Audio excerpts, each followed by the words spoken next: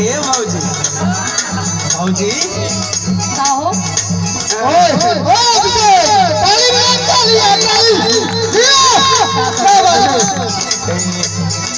तनी भैया से कल के हमार बियाह ना करवा देबो।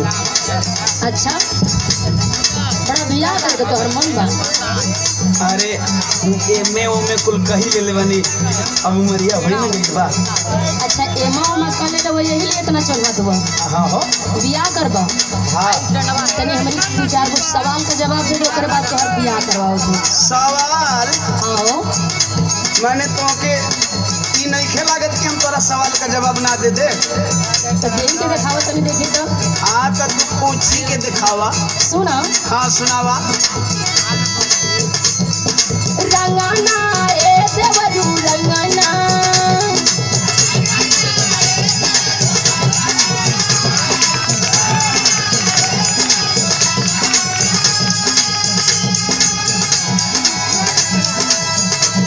सुनाता। हां सुनो हां सुनावा। केही बिना रंगना केही हो बिना कंगना केही बिना अंगना सोगत नहीं के।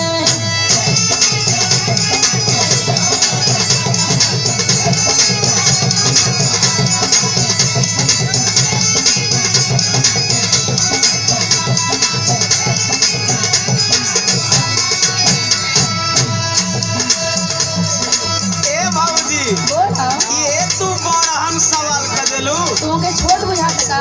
और का हम जाना तनी तो छोटे ने बस सुन। अच्छा बतावा रंगना रे भौजी रंगना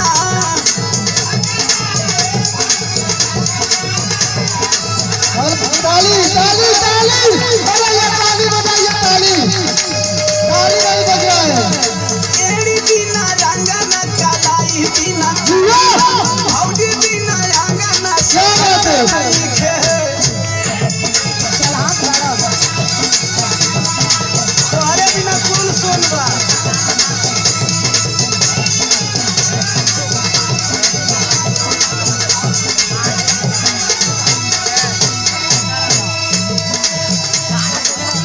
तनी और सुनो हां सुनावा। पकड़ी ए देवरू पकड़ी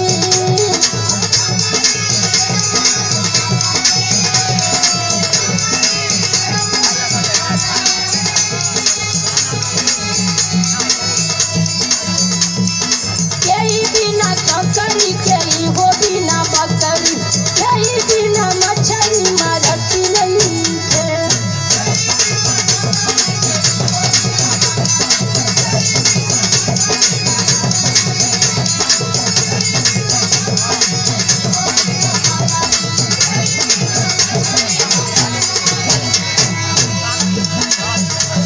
ए भौजी बोला ऐसा ही हम थोड़ी एमे ओमे पास कइले बानी। सुना सुना सुनावा कतरी ए भौजी कतरी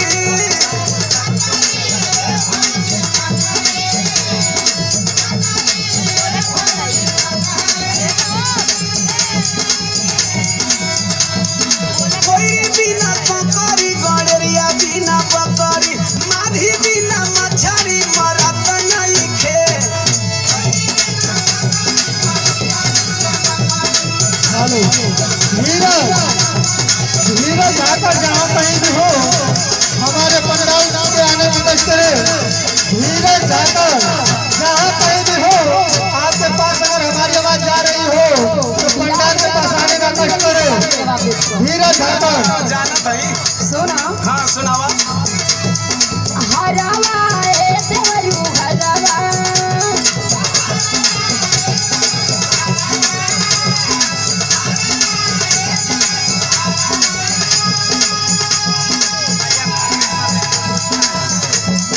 केही बिना हरावा केही हो बिना पुरावा केही बिना हुरावा चलत नहीं है।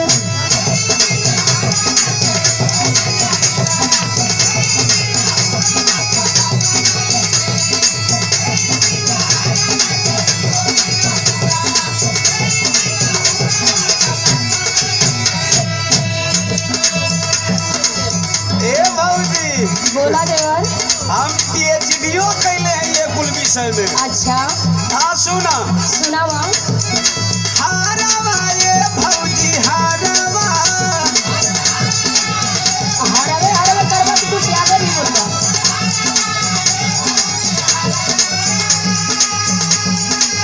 सुना। बोला।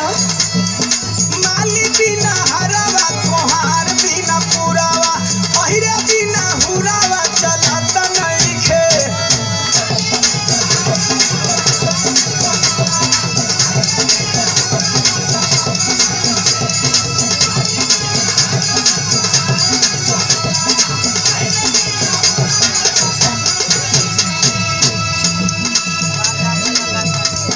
हो रहा है देवलू हो रहा।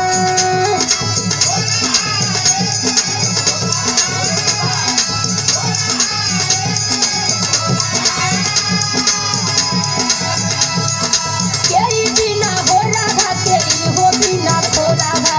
यही बिना पी रहा हो खत नहीं है।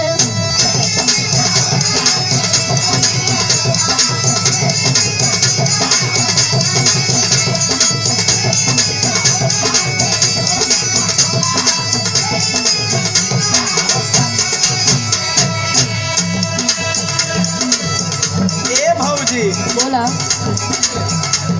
देखो इतना जनसंख्या बढ़ गई कि सगरों तक घरे बने लगल, खेत कम हो गई। ये तो सही बात है। लेकिन देखा हमारा बियाह करवले का ताव धैले बा, लेकिन तोहर आखिरी सवाल का जवाब हम बताओ तनी सुनो। सुनावा। हो रहा ये भौजी हो रहा।